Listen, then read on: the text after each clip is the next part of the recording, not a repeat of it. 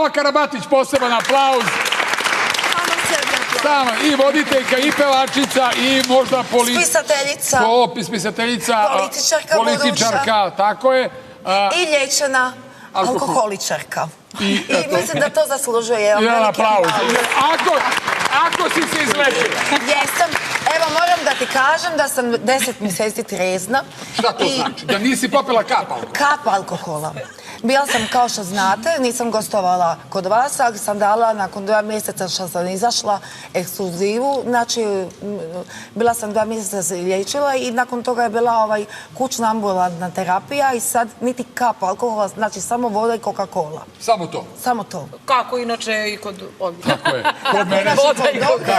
I mogu da kažem, pošto sad i nastupam i sve skupa, apsolutno mi ništa ne smeta ako neko u društvu pije. Nemam tu taj problem. To je najbitnije da te ne izazove neko.